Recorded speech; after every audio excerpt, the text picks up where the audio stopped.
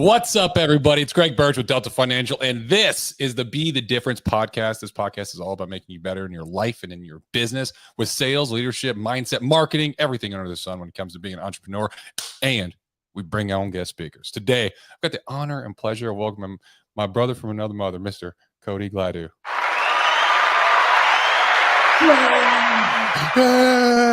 Thanks for the applause. Appreciate it, Greg. Thanks for having me. Excited to be here and get into it. Yeah, definitely, brother. So tell people a little bit about yourself, and then I'm gonna kind of riff off of your bio here in a second. All right. Let's see. I like to think of myself as a normal guy. I just recently figured out that, simplicity is where it's all at. And it comes down to two things. And I think it's technique and reps. And you can apply that in every aspect of your life.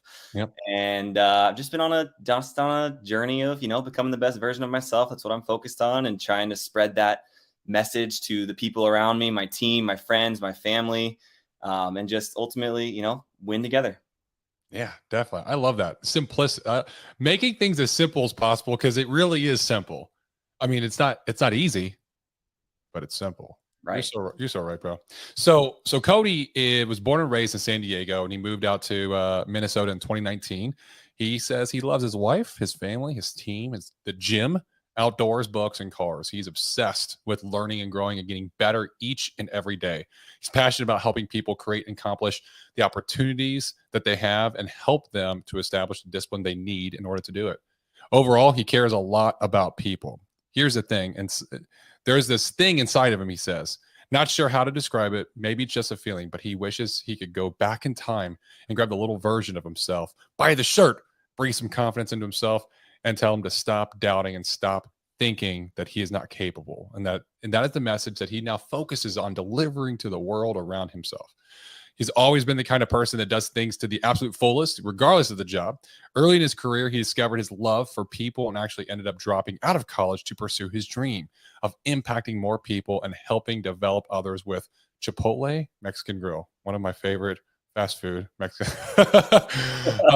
He was there for about 7.5 years, and he worked his way from a crew member where he was cutting onions to a district manager where he oversaw 8 restaurants and 300 employees. Eventually, he decided that Chipotle wasn't where he wanted to be forever, and he transitioned into something else that he had always had interest in, but never began feeding until about 3 years ago, and that is real estate.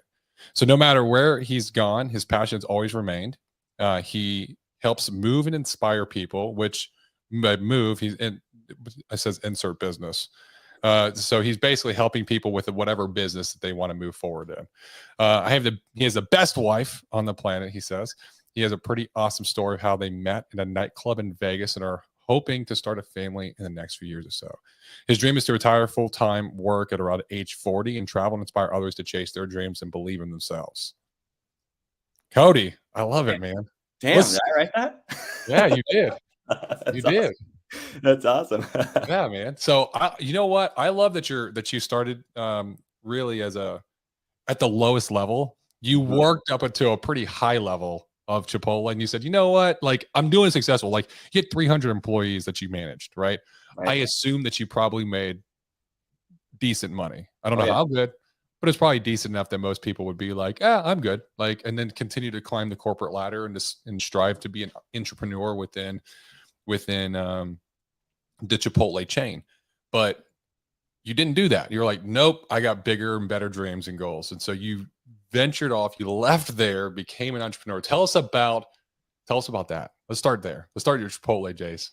So I feel like, all right, I'll start from the beginning. Off the bat, I started at Chipotle right out of high school. So it was a brand new thing for me. Throughout high school, I was playing water polo, basketball, did the traditional thing that all high school, athletes or people do. So coming out of high school, you only have all these friends that have the same thing in common with you, right? You all do the same stuff. You all complain about the same things, like the same things for the most part. And then I'm dropped into this new world where all of a sudden I'm working with moms, dads, uncles, brothers, cousins, people from all different backgrounds of life with different experiences and, just different stories. And I started to just fall in love with the idea of different people, like from all different backgrounds, focused on accomplishing one common goal and what it feels like to create a culture of unity in that type of environment. Mhm. I was just like hooked on it from the beginning. So, and I've always been the person to just do my absolute best, no matter what it is. You know, back in the day, it was, I'm going to do my absolute best to make sure that this cut size is exactly what it should be. So that when my customer takes this guacamole, it's exactly what it should taste like, whether it's cutting an onion, wiping a table, or now creating an experience for our clients through real estate. I've always just been the guy that is focused on, if my name is on it, I'm going to do it to the absolute best of my ability, just for the sake of excellence, just because that's the type of guy that I've been. And you know, I want to let's pause. Let's dev this out. Let's develop it. Just dev this out a little bit. I love that mindset, and that is a mindset that most people they don't realize how important it is to have that. I was the same way when I was a server and I was in college and I was working, and then I did drywall and I did construction before I went in the military. And I was very much like, I'm going to make sure that everything is so perfectly done, you know. And there's something about that like it helps you to get recognized quicker, because that attitude is not common, right? It's not common. So you get recognized quicker by your management. They start to give you more responsibility. You kick ass at that responsibility. You get even more responsibility. You get raises, and then you start to get recognized all throughout whatever organization you're in. And I do believe that that's what literally drives people also become entrepreneurs, to start working on their own, because you realize like it's all on me, you know, it's all on me. And like if it's all on me, I trust myself. I know I'm going to do the best job possible. I can go out and do this. Right. And I mean, this kind of goes back to the whole simple thing. You know, I truly don't feel that I'm anything special besides the fact that I show up every day and I do my absolute best, and that's it. Yeah. Truly. But yeah, so long story short, through Chipotle, you know, I felt inspired by that. I had a tremendous leader that developed me into management, gave me the opportunity. Fast forward a couple years, I'm now a general manager of my own restaurant. Quickly just move through that, get recognized. Back at Chipotle, it's something called Restaurateur. So the CEO would fly out to the top performing restaurants and just do an analysis on the culture in the restaurant. So it was, originally, Chipotle was very focused on culture and people, and that was the way that you moved up through the company, is inspire people with the like vision to, you know, execute on all levels of restaurant operations, and loved what they do and feel connected to the leader that's leading that inside the restaurant. So that was Monty Moran. He was our CEO for a long time, up until about 2015, maybe early 2016, after the whole crisis broke out with Chipotle. So he flew out, promoted me and my team, which was probably one of my biggest accomplishments, just because the way that it feels to have a team of people, like, where it's a huge restaurant. So you look out and you see these kids, and I'm a kid at the same time, but you see these kids that you've all somehow just created this amazing restaurant where there's people from all different walks of life, with kids that are old, and they come and they, you know, eat in your restaurant. It's so clean, and everybody takes just this tremendous amount of pride in what we do. And the opportunity, just the fact that opportunity to, you know, receive such sort of stock compensation and accolades and bonuses for accomplishing these things at such a young age. My whole team we were all 20, 21, 22. And then we had the, you know, couple moms and dads and brothers and uncles and stuff mixed in. But to see them so proud and sitting with the CEO in the dining room of my restaurant, and to be looking back and smiling, and all of us doing this together. And when we got signed off, it was just the most magical day ever. Yeah. So I just, you know, kept on just falling more and more in love with Chipotle and everything that they stood for. Became a certified training manager. So I started training anybody that was coming from another brand outside of Chipotle, like McDonald's, Taco Bell, whatever, on restaurant operations. So they would fly to my store in La Jolla, and they would train with me, and then go out and learn, you know, from the field leader, team director, whoever else they were training under. But restaurant operations, they would come to me, which also created an awesome culture, because then my team was just so proud of the fact that we were the Chipotle to train all the officers that were coming in to help grow the business. And, you know, throughout that process, this is kind of a side story, but I truly love people so much and giving them opportunity. And I got the opportunity to work with a halfway house for women that were just coming out of jail and reintroducing themselves into the workplace. And some of the absolute best team members I've ever had came from that. And I promoted probably 10 of them throughout my time at Chipotle. you know, and they come to you in the interview and they're honest. They're like, I don't think anybody's going to give me a chance. I have tattoos all over my neck and arms and sometimes on my face. And to be able to give somebody that opportunity, which just feels like a normal thing to me, but to see how much it means to them, like, and then getting the opportunity to develop them into a position where now they have a career and are able to re-enter that workforce and fly their family out from wherever they were before, or just accomplish their goals in life and have the financial ability to do so. I just like loved that piece of it. Fast forward a little bit more, I became a field leader. So I had multiple restaurants. And then eventually I just felt like I was hitting this glass ceiling where, and this might sound bad, but I wasn't surrounded by people that were making me better constantly. Right. So there's a certain type, and this is not shaming or saying anything negative about the food industry at all, but, you know, younger people typically work for the food industry.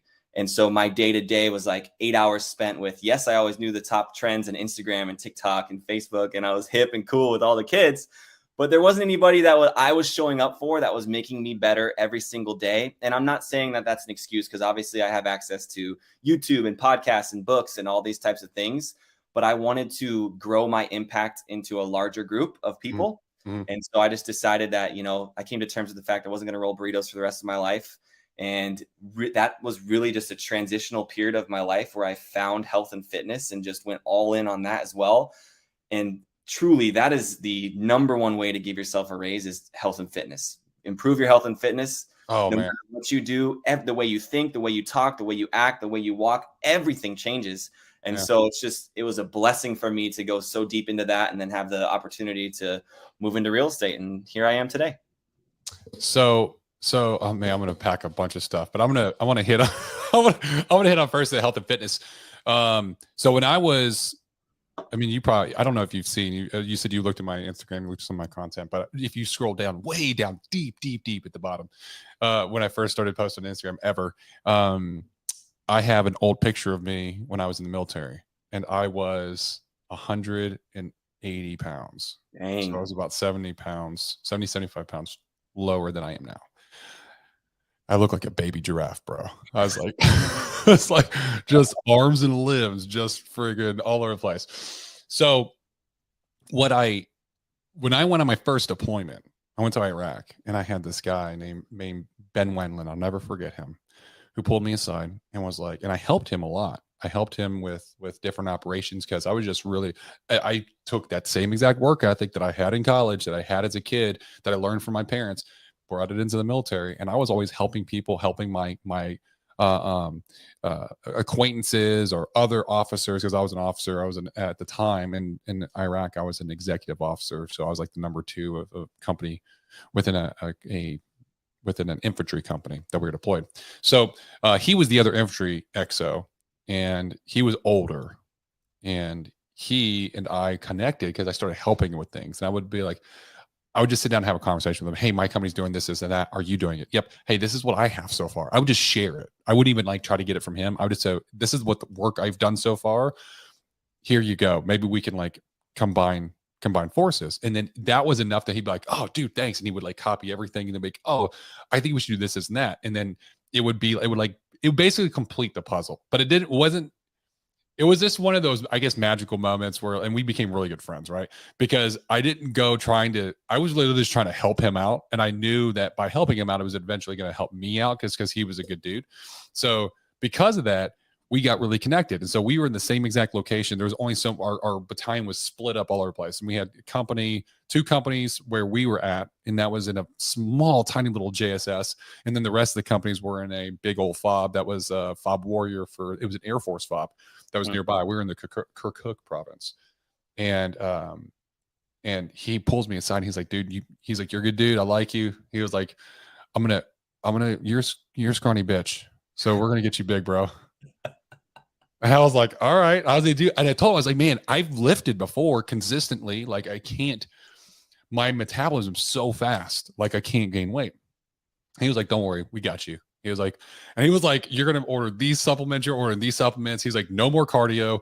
You're like, you got to eat this. I was eating like 8,000 calories a day, bro. Oh, that's the hard part. And it was like peanut butter, peanut butter and protein, and like meat and stuff like that. So whatever meat I could get out my hands on, because the food there was terrible. But yeah, man, I went from like 180 to 250 in that deployment. And what I can tell you is, when you were talking about that, the health and fitness is the greatest thing that you can do for your mindset, just for every aspect of your life. You're absolutely right. I had zero confidence. I mean, I had confidence, but it was in a different way. I was very self conscious about my size, because, dude, I look like a walking tree. Like, I was like Ichabod Crane, bro. I was, like, you ever see somebody scrawny that literally looks like he's like like Ichabod Crane or something? Like, I was like a white Ethiopian, this really tall guy. And I stick out everywhere. I can't hide, like, because I'm so tall. And everybody commented about me and they still do everywhere I go, because I'm such a big dude. And even like, I went to Arte and people were like, "Holy shit, you're big." I'm like, dude, I say it all the time. Like, I'm a big dude. You can't miss me. So it made me very self-conscious. It was actually very difficult for me. And I didn't like going out places. I didn't like talking to people. And I'm super extroverted. Love to chat. But when I started getting bigger and I started getting stronger, I remember the first time I went in the gym and I was trying to do 135 on bench press, and I sucked. And I was like, my little weak spaghetti arms are like, ugh, and people are looking and kind of like smirking. And then like 6 months later, I'm doing 315 and I'm like, ooh, ooh, ooh, just repping it out. And I can see everybody stopping and looking at me, and they're like, damn, he got big fast. Like, what is this guy doing? I showed up every day. I worked out every day. I showed up every day. I got to work. And it was I got the bug. I was like, dude, every single day I had to work out. I was just in it. Right. And my confidence just through the roof. I was like, I would walk up to anybody and to start a conversation. I liked showing off a little bit, because I was like, got bigger, I liked going out places and talking to people. And it completely changed everything, man. Absolutely. Completely changed everything. So I know exactly what you're talking about, but this is about you, not about me. You gotta send me the diet plan for sure, though, please, because I need to keep growing. Yeah, dude, I mean, now I would do it differently than what I did, because I grew, like, I was puffy. So I got really big, and then I had to cut, and I got big, and I had to cut, and big, and I had to cut. And so, which is not a bad way to do it, but yeah, it was like 8,000 calories a day, bro. It was a lot of, I was having like 6 protein shakes a day.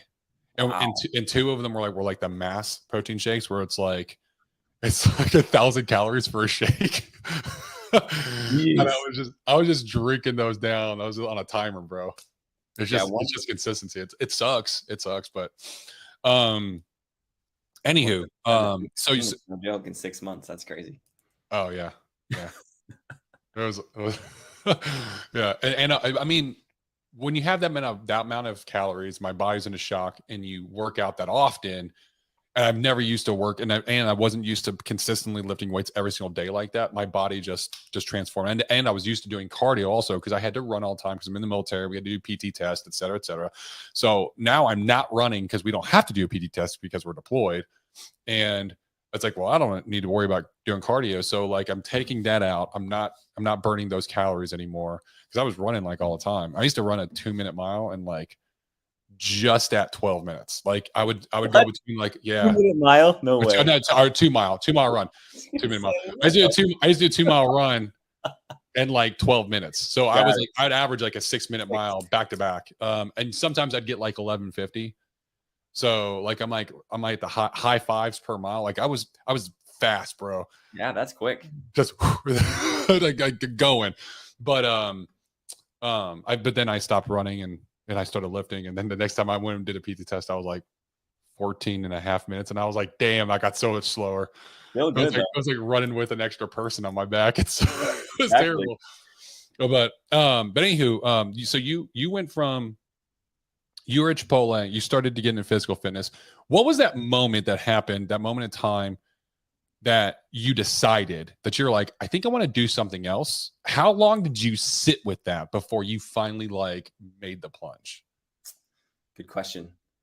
I'd say I probably sat with it for about a month, maybe 2 months. Yeah. And had the support of my now wife behind me. I mean, I don't know if I would have made the decision without her helping me, have the support behind the scenes that I needed to be able to believe that little extra bit in myself to be able to take the leap. But yeah, I would say about a month, 2 months. The problem with me is, and this is something I'm working on, is I'm super impulsive. Like I just do dumb shit sometimes. Like I see a car that I like and I'll want to go buy it. And I've done it before and went and bought it and made bad decisions. But hey, I'm working on it. We all have our vices. I'm usually not impulsive, but I've become impulsive here in the last couple of days because I'm like, you know what? I've got this new freedom. I want to friggin' like go do some stuff. So I literally just today I was flying back from the Arte event and I was like, you know what? Because I'm Puerto Rican. You can't tell. Most people can't, but I am Puerto Rican. I've never been to Puerto Rico ever in my life. And I've wanted to go for a long time. So I was like, you know what? I'm just going to buy some tickets. I'm doing this, right? And so I did. I just bought tickets. I went on. I was on the plane. I had Wi-Fi, and I was like, I was thinking about it. I was like, I want to go do something, just like sporadic, random. I haven't done this in a long time, and I was like, I'm going to go to Puerto Rico, and so I was like, I wonder if Southwest actually flies there. And yep, San Juan, sure as hell. And I was like, okay, well, how much are the tickets? Not that bad. Yeah. Okay, what about next weekend? Yep, it's open. And I started looking at Airbnbs. I was like, the Airbnbs are super cheap, right on the beach. I'm like, oh no, this is happening. This is because I can work from there. I can work from anywhere. I got Wi-Fi. So yeah, man, just super. And I think sometimes you have to do that. You have to stroke that like flame within you every once in a while. Like as long as you can keep it controlled and it doesn't get wild like a forest fire or some shit. So I agree. I think, I started the health and fitness transition before I really took the leap into my next opportunity. And I think the biggest thing was, same as everybody. And everybody battles with self-doubt and sometimes doubts the things that they're capable of doing. But I think just at its most basic level, and, I always talk about health and fitness just because I'm so passionate about it. It's about keeping the promises that you make to yourself. And over time, as you continue to keep those promises, that's what builds self-confidence. Yeah. So when I started to go to bed at night and say, fuck, I really ate like shit yesterday. I need to not eat like shit tomorrow and go to the gym. When the alarm goes off and I go to the gym, instead of dropping that promise that I made to myself the night before, whether or not I say it out loud, it's in my head. So that voice inside my head is like, all right, are you going to actually be the person that you said you're going to be today, Cody, or are you not? So if you stack those being the person that you said you're going to be in your head over time, it just builds confidence because you know that you are a man of your word or a woman of your word. And so you believe the things that come out of your mouth. And so I think as that started, I started to be like, all right, I think I can do this. I think I can do this. I think I can do this. And then just the domino fell over and we went for it. Yeah. No, so I like how you're talking about this because if you're the person that says, man, I really got to do this, and then you don't do it, it's like you're putting deposits in either your self-confidence or you're putting deposits into being lazy, right? And the more you put in lazy, it actually feels it's a lot easier. Like it gets harder to go towards self-confidence. It gets harder to go towards a disciplined mindset.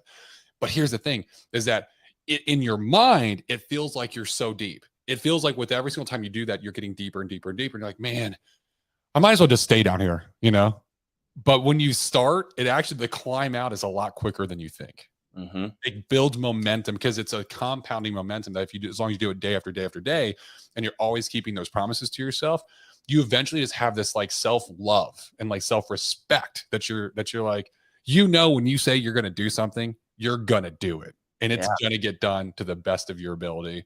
And you have no qualms with like telling somebody, yes, I can do that. Or no, I'm not doing that. Exactly. Doesn't bother you. Yeah, 100%. I'm right there with you. So you're now at this time when you had the backing of your now wife, I assume that she was not your wife at that point.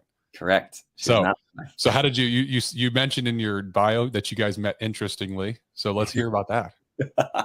So I was at my best friend's, one of my best friend's bachelor parties, and we were in Vegas, and she was there for spring break. And I'll actually give you the full story. So we went to a pool party during the day, and I don't remember who was playing. Maybe it was Diplo or something like that. And I had just won like $2,000 the night before on roulette. So we had met this group of girls, and I was like, drinks on me type thing, and met all the friends. All my friends came over. Eventually thought this one girl was really cute, started kissing her and having a good time, and just like got super blacked out. So long story short, I make it home. I'm passed out on the ground, and I'm not going to make it out that night. And I don't know if we can keep this or not, but my friend gave me an Adderall that got me up, made it to the club. And when I got to the club, I was planning on meeting that girl that I had met earlier that day. Her name was Michael. So it's about 11:30 maybe. And she texts me. She's like, hey, I'm here. I start walking to the front. I'm passing the bar. And I see this girl at the bar that has 2 little space buns in her head. And I'm like, that's a cool hairstyle. She looks super cute. I'm going to go talk to her. So I go up to her. And this is my line. I said, hey, Miley, because that's what Miley Cyrus does with her hair. I said, hey, Miley, I think you're my soulmate. And she looked at me and she said, well, are you going to buy me a drink then? And I said, sure. So I bought her a drink.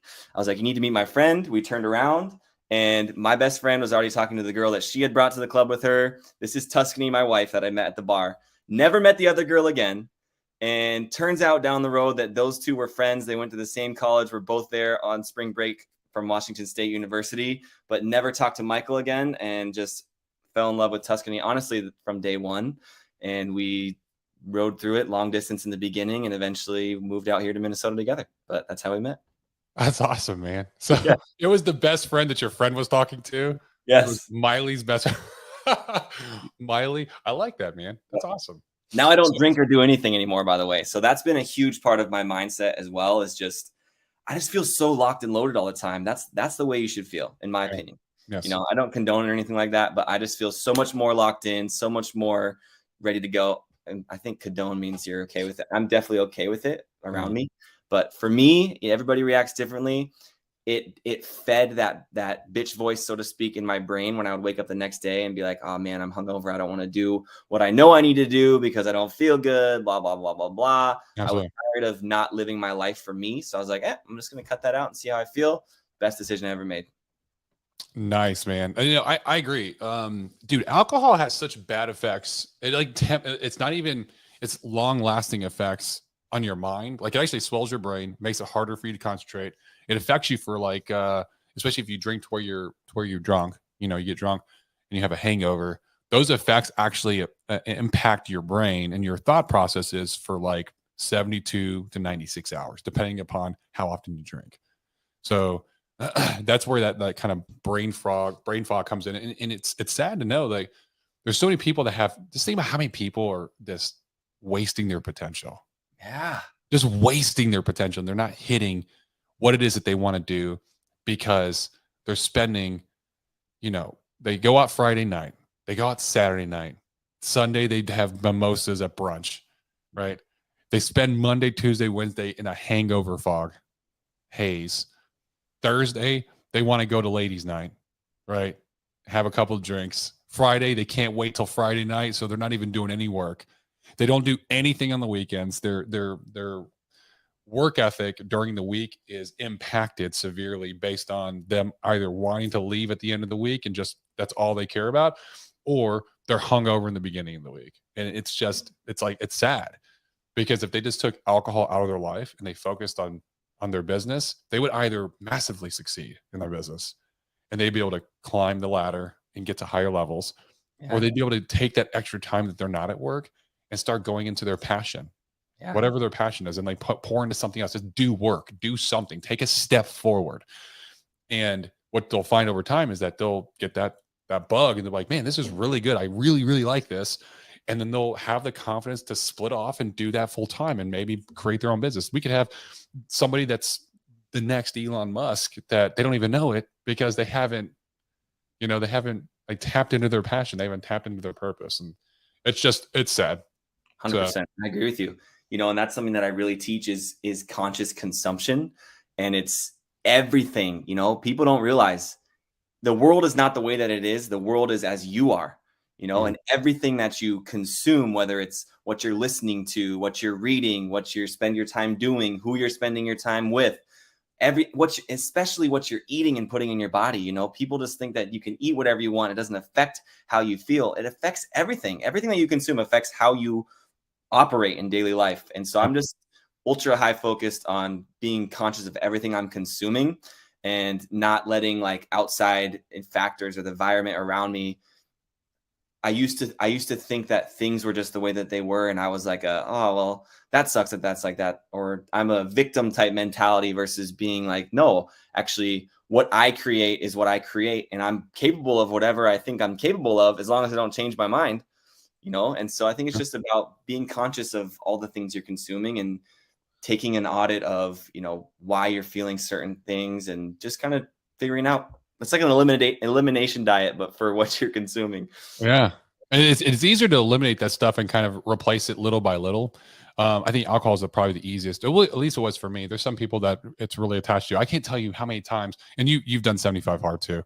Oh, yeah. So, for those of you that are listening, we haven't talked about it yet, but Cody and I had already spoken before. And if you can tell by the way he's talking, he's done 75 hard. You know, I've talked to so many people about 75 hard, and their response is like, I can't drink alcohol though for 75 days. And I'm like, if you can't go without alcohol for 75 days, you have a problem. Like seriously, like you need to go to AA. I thought that is a problem. And I guess what? I stand by it still. Like, because some people are like, well, I'm not an alcoholic. Okay, keep telling yourself that as you are like, you are required, you're requiring yourself, and you identify yourself to be like the life of the party, and you got to go drink all the time. I went to plenty of parties where I didn't drink. I had a great time. Yeah. Like, Yeah. I 100%. That's exactly what you hear from everybody is, oh, well, I could do it, but I can't not drink. So, yeah. But it's, you know, oh, man, you have to just, so much clarity and focus when you take alcohol out of the mix, man. Yeah. So Well, you know, at least for me, what I was using it for was to, you know, get into this different mind space so I could escape whatever was going on. And now I'm like, fuck, I just need to build a life that I actually don't want to escape from. And then I can just not have to ever worry about altering my mind to become a different person. Mm-hmm. I just gotta love what I do so much that I'm good with it. So I think that's what I've shifted my focus to. Yeah. But what happens when you do that is everything rises together. Like your personal life is great. Your love life is great. Your business is great. You know, your team is awesome. Like everything rises together because you have that like purpose and passion. I was talking to somebody when I was at RT event. They're like, well, what do you do for fun? I was like, I work all the time, but I love what I do. I love what I do. I don't mind working every day. It's like, well, I work out twice a day because I still do my 75 hard tasks. I'm actually on phase 3 right now. I read every day because that was probably the hardest thing for me to do. And when I started 75 hard, but it's the most beneficial. It's been the most beneficial to me. You know, I work every day. I like to record content. I'm always talking to, I'm getting on podcasts like this and I'm recording, talking to agents, helping them. And I like to see other people win. Like when I see another agent win, that especially when they've been having a really challenging time and it's been 2, 3, 5, 6 months and they haven't wrote anything, but they're just like not giving up, which by the way, I highly respect.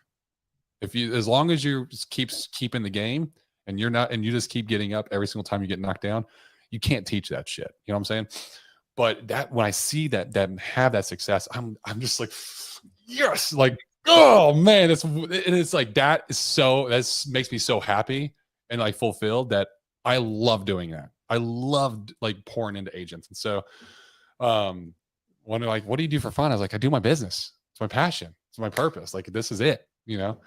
So love that. Get me pumped up. Yeah. So you jump into being an entrepreneur, you jump into real estate. And what was it like your first 6 months, year? What challenges did you have? Let's talk about that. Let's see. So I'll correct you a little bit here. I'm more of an intrapreneur than I am an entrepreneur. So I'm a chief operating officer of a small real estate team. So we got 35 real estate agents and 15 support staff. Okay. Growing. I have aspirations to keep growing. But so I work with the 2 team leaders who own the team, Daniel and Julie DeRoche. And my biggest thing coming in was, all right, I knew how to lead people, but I knew the ins and outs of restaurant industry and burritos and all that stuff. And now shifting into real estate, the biggest challenge was, all right, I need to learn real estate. So the first thing that I did, wasn't expected to do, but knew that if I was going to, here's the thing, here's what I hate.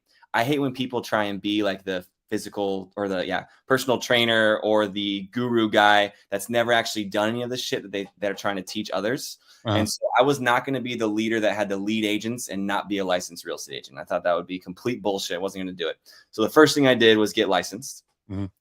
And then just dove in. Truthfully, honestly, leading people, whether you are selling burritos or helping people buy or sell a house, the fact of the matter is leadership is about okay, so people move the product or service that they're responsible for moving, and leaders move those people. So regardless of where I was going to go, I knew that I could still take the time to connect with people, understand the inner workings of the business, and inspire and motivate the team to accomplish a similar goal. Yeah. So it was just, all right, take the skills I know, plop them into the same, another leadership role, but now learn the inner workings of real estate and how that works, and then apply that with the team and move everybody forward together. So I would say the first 6 months was just like making sure everybody was confident in me as a leader. You come in, you're new, you're a young guy, they all have their eyebrow raised, like, who's this guy? All of a sudden he's going to be running the team, blah, blah, blah, blah, blah. But, I wasn't going to be somebody that just showed up and did not live what they were teaching others to live.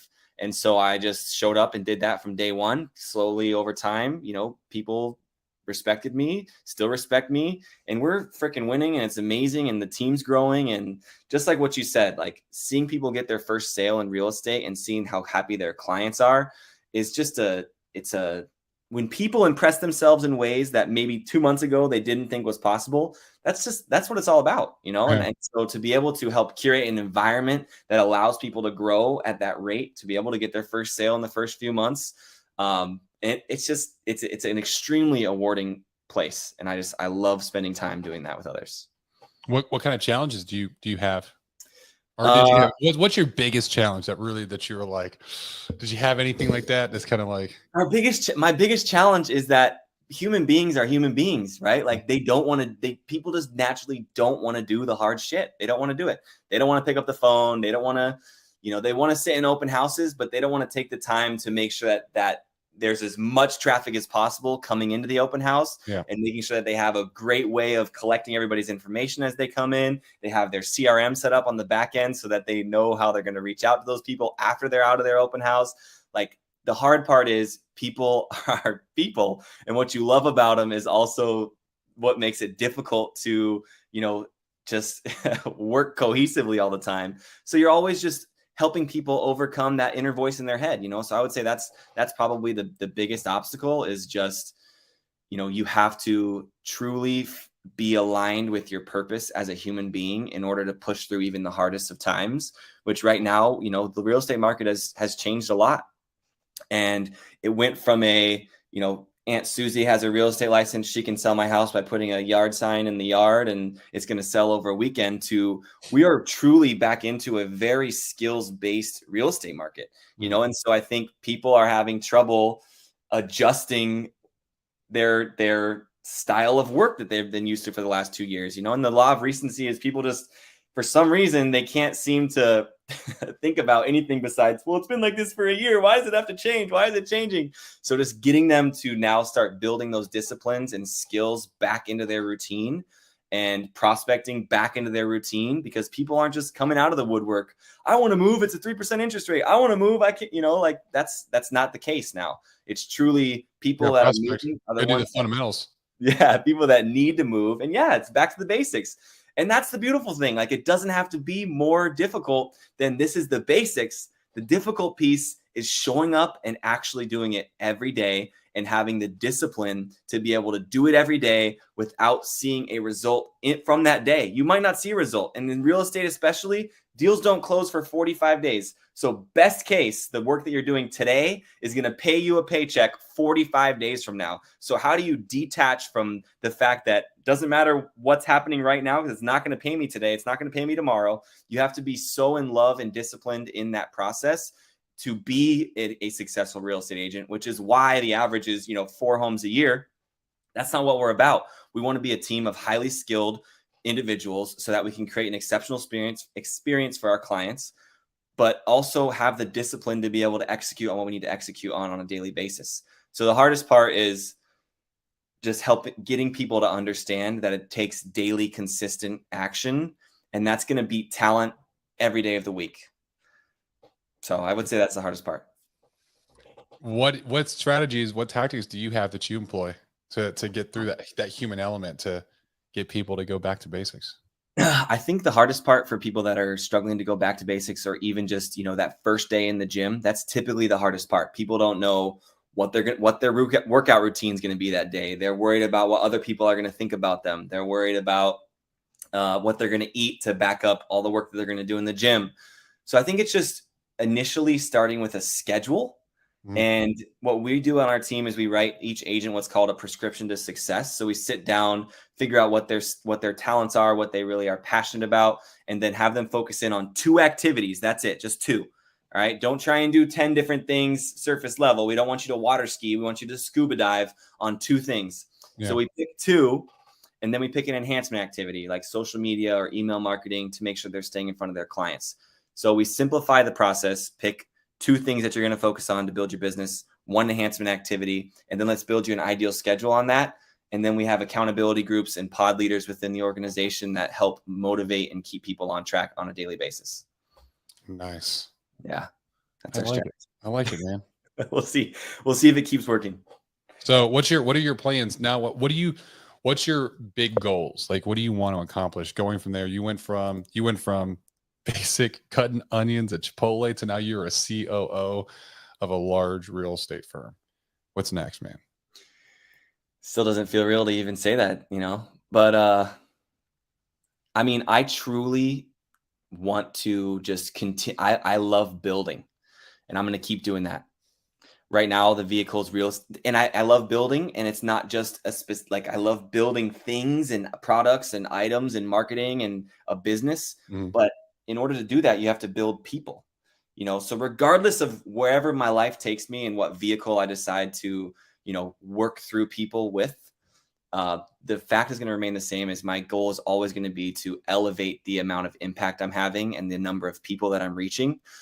So I would say right now it's real estate. I think it's going to be real estate for quite some time. We're working on expanding into Naples, Florida as well. We're in Minneapolis now. We do some deals in Wisconsin as well, but we want to become a juggernaut, and to become a legacy company, you have to truly build a culture that is unmatched, where truly people want to be a part of it and understand that, it's not about my own success as an individual. And in fact, the person next to me's success is more important than my own. That's what we're looking to build, because if you can build a culture like that, it's not only good for, people that we're working with, title, vendors, anybody that we're working, clients, but it's the team mentality where, all right, so Cody is more concerned with my success as an agent on the team than he is with his own.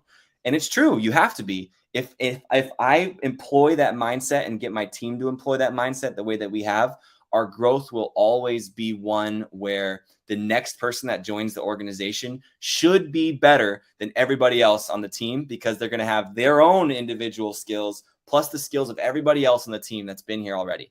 Right. And so I believe that in life, throughout life, you're going to be, your level of success will be determined based off of your ability to make the people around you better. And so I'm just going to keep on focusing on that, keep on focusing on winning the day, keep on focusing on being the lighthouse for my team around, just role model and trying to build and create the best in others.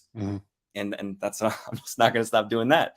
And long term, I think you read it in my bio, 12 years from now, I want to stop working on a day-to-day basis and truly just travel and help inspire entrepreneurs and other people to become the best version of themselves. Yeah. I'm still in the building phase of my life. And just like when I joined real estate, I felt that it was imperative that I was somebody that actually knew what they were talking about, telling others what to do. So having the real estate license, I need to build a large company that is, successful in a legacy business before I feel like I can give back on the highest level. So my focus right now is to build that business, and then eventually at 40 start traveling and helping other people build theirs. Do you want to get it and do like public speaking and like get on stages and start helping people? Oh yeah. So dude, so do I. I've spoke on stages for a couple of events, but I've never been paid. And I want to get into getting into paid speaking. But the reason I asked is because I have another buddy of mine that's in Arte that I record a podcast with, and he's coming on mine. And he was like, dude, let's just make our own event. Yeah. Let's just get some people to come speak, make our own event. We're looking at doing like the first quarter of next year and like doing that. You want to come speak? Absolutely. You have to fly to Texas. It'll be in like Houston or Dallas. If Guess it's in what? Dallas, you come stay with me, bro. I don't care. My wife's a flight attendant. I fly everywhere for free, baby. Oh, dude, that's awesome. That's awesome. Yeah. So I will be up. there. That's what's up. Yeah, man. Yeah, I'm friggin'. I'm telling you, bro. I'm doing this. Dude, that would be freaking phenomenal. I've spoke on a couple speeches or stages as well, but not a large stage and definitely wasn't a paid engagement. But yeah, this is completely separate. So I go to Lifetime Fitness. That's the gym I go to. And I've met a few people there. There's, a lot of regular gym people there. So I met some guy named Andrew. Turns out he coaches our local high school football team. Mm-hmm. And I was going to, I missed the opportunity now because they lost in the playoffs. But next year, my plan is to give some sort of halftime or pregame speech to the team.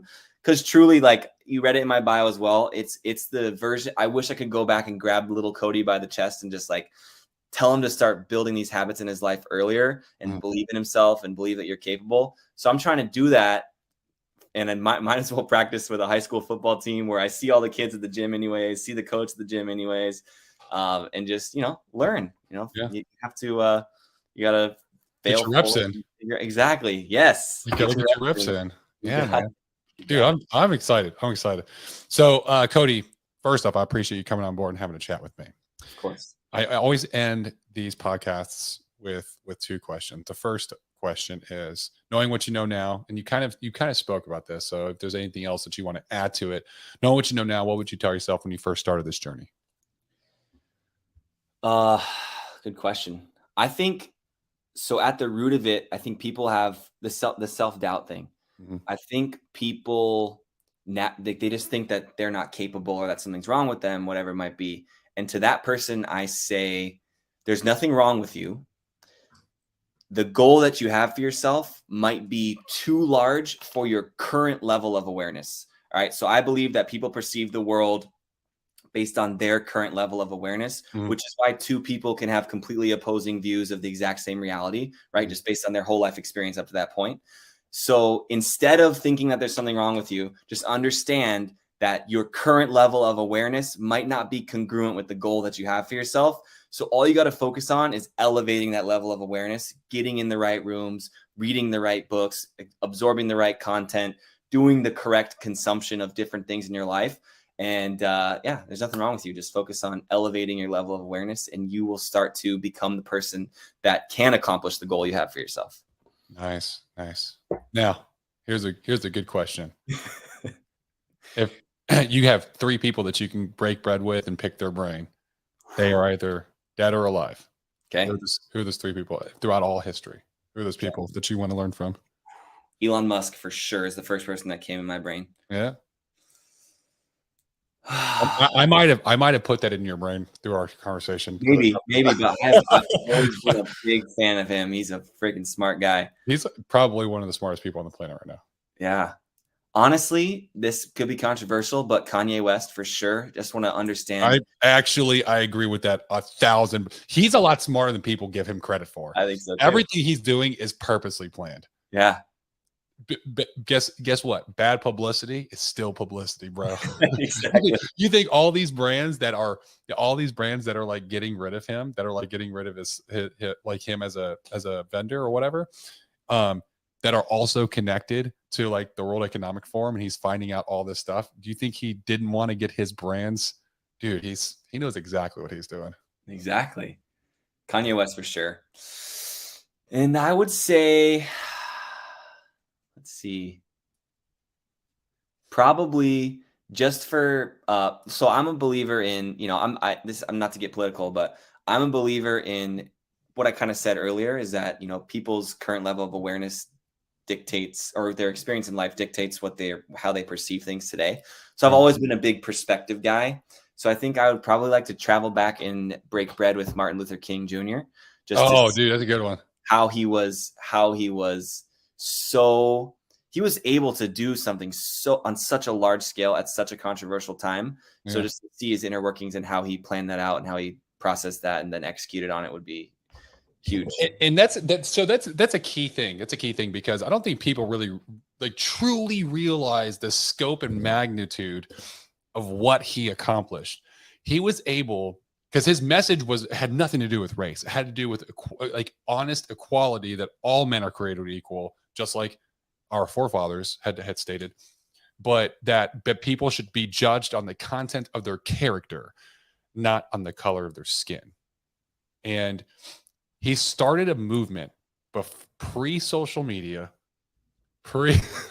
pre-mass, like TV mass media, and he had a movement that had 450,000 people on the lawn, on the that were of all races, all colors.